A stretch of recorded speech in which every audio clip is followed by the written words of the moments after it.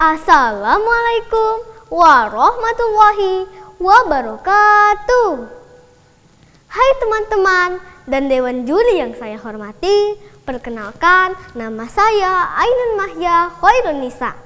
Pada kesempatan kali ini, saya akan membawakan sebuah cerita yang berasal dari cerita rakyat Rejang Lebong. Cerita ini berjudul Muning Raib. Cerita ini saya ambil dari buku cerita Rakyat Bengkulu yang ditulis oleh putra-putri kebudayaan Provinsi Bengkulu yang diterbitkan oleh Samudra Biru pada tahun 2022. Nah teman-teman, mengapa ya disebut Muning Raib?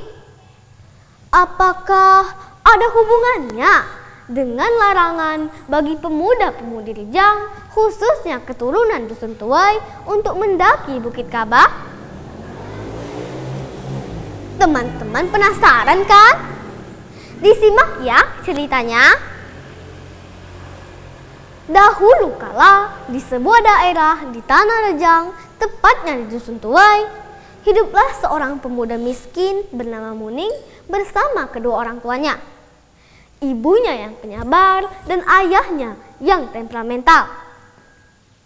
Ia dikenal sebagai pemuda yang pemalas, pendiam, dan sangat ceroboh. Ia sudah sangat layak untuk menikah, namun enggan menikah. Kerjanya hanya bermain seruling saja. Pada suatu hari, Muning diminta ayahnya untuk membantu menghidangkan makanan di sebuah hajatan. Karena kecerobohannya teman-teman, tanpa sengaja ia menumpahkan makanan tersebut tepat di hadapan ayahnya. Sehingga sebagian dari makanan tersebut mengenai tubuh ayahnya. Melihat itu, ayah Muning sangat marah teman-teman. Ia pun mengusir Muning. "Muning, kamu benar-benar ceroboh. Pergi kamu dari sini. Kembalilah saat kamu sudah bisa lebih baik dari sekarang," teriak ayahnya. Muning sangat sedih. Ia pergi tanpa perbekalan sedikit pun. Ia hanya membawa sehelai pakaian di badan dan sebuah seruling kesayangannya. Ia menuju ke Tebo Kaba atau yang sekarang kita sebut dengan Bukit Kaba untuk bersemedi. Setelah menempuh perjalanan sekitar 2 hari, akhirnya Muning sampai di Bukit Kaba. Ia mencari tempat untuk beristirahat sembari memainkan serulingnya.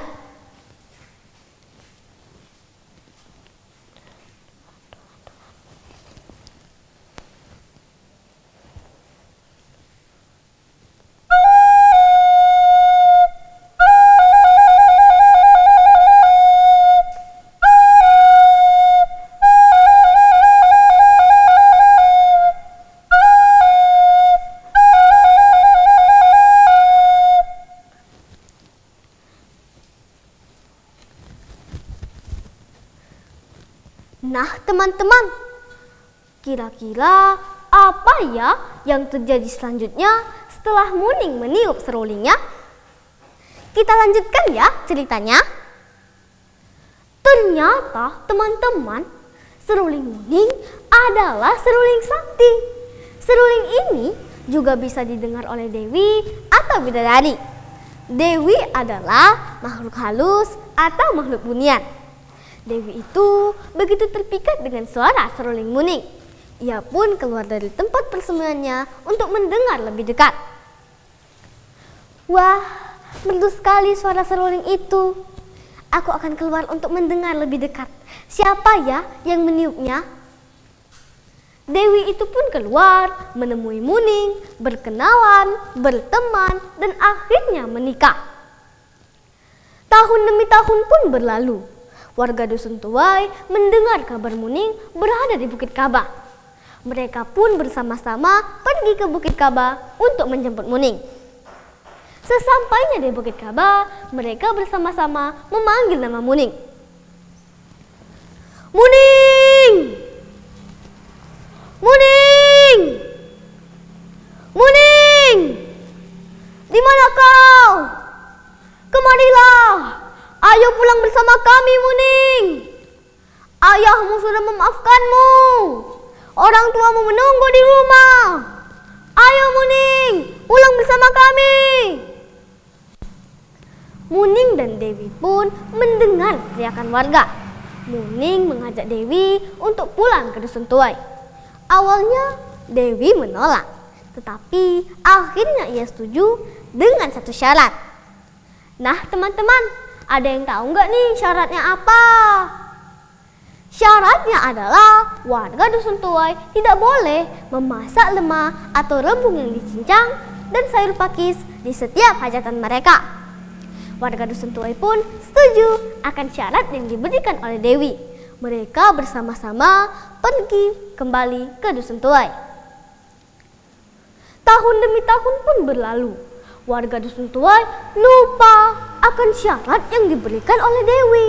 Mereka memasak lemah dan sayur pakis di sebuah hajatan.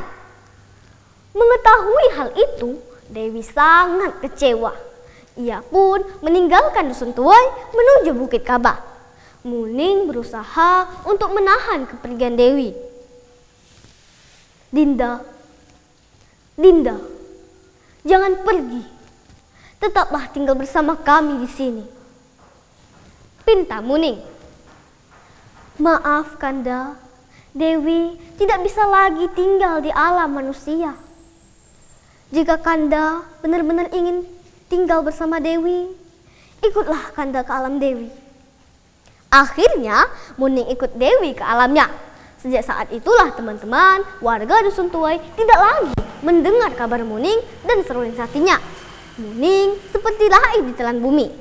Dari kisah inilah warga dusun tuai percaya bahwa jika ada pemuda-pemudi lejang yang nekat mendaki Bukit Kaba, mereka akan hilang, ditemukan dalam keadaan meninggal atau pulang dalam keadaan gila. Maka dari itulah warga dusun tuai sangat melarang pemuda-pemudi keturunannya untuk mendaki Bukit Kaba karena takut akan hilang seperti Muning. Pesan moral dari cerita ini adalah kita harus bisa menjaga amanah dan kepercayaan dari orang lain. Nah teman-teman, itulah cerita dari Muning Raib. Muning Raib adalah poyang yang hilang. Sekian dari saya, terima kasih. Wassalamualaikum warahmatullahi wabarakatuh. Salam literasi, perpustakaan hadir demi martabat bangsa.